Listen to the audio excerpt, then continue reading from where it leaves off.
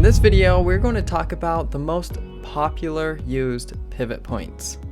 Pivots are a lot like Fibonacci retracement, except with Fibonacci, you draw lines on your chart for potential support and resistance levels. And with pivots, they are automatically drawn for you using historical price action. With standard pivot points, also known as floor trader pivots or person's pivots, there are a few different names for it on different platforms. There are typically at least 3 resistance levels labeled R1, R2, and R3, and typically at least 3 support levels labeled S1, S2, and S3. And then there is a pivot point.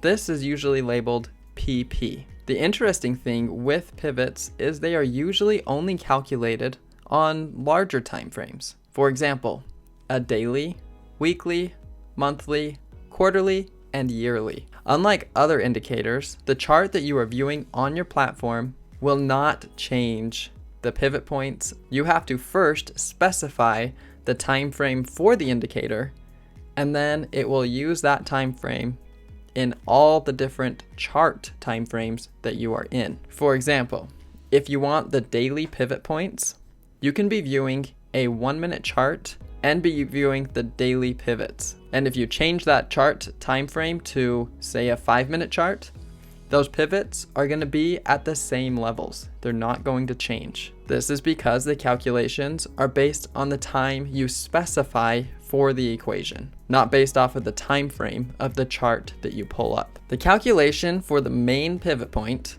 PP, is calculated by adding the high, low, and close of the selected time frame and dividing it by 3. For example, if you select daily, then the calculations would use the high, the low, and the close of the previous day. If you choose a weekly, it will use the high, the low, and the close of the previous week. The other pivot points all use the main pivot point in their equations. Here is a list of all the equations for the resistance and the support areas. You can review those if you would like, but this will give you 7 levels you can look at. Now, the question is, how do you use the pivot points? Well, first, they can be used the same way as any support and resistance level. So, as breakouts, continuations, or reversals. Some traders will use any of the pivots as support and resistance areas and disregard the names altogether,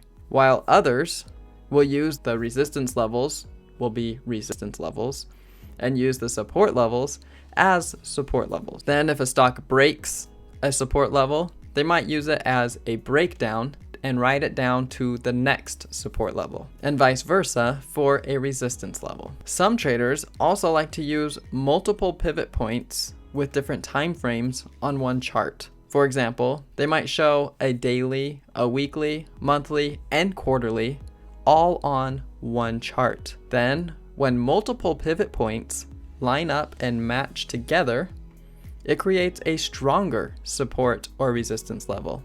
It is also very common to use the previous day open, high, low, and close with the pivot points. And then the more levels that line up, the stronger that support or resistance might be. The standard pivots with these equations are the most commonly used pivot points. They do have a few different names, as I mentioned before, but there are some different ones as well, like the Camriela pivot points. In summary, there are other types of pivot points, and Fibonacci retracement could even be considered a pivot point indicator. The nice thing about pivots is they are just drawn for you, so you don't have to draw them like Fibonacci. So it makes it much easier to see your price, your target, and maybe your stop area all at a glance, just by looking at the pivot points on your chart. You'll have to do your own testing to find out what works for you with this strategy. In the strategy section, we will be going over a specific reversal strategy using the pivot points. But until then, I'll see you in the next video.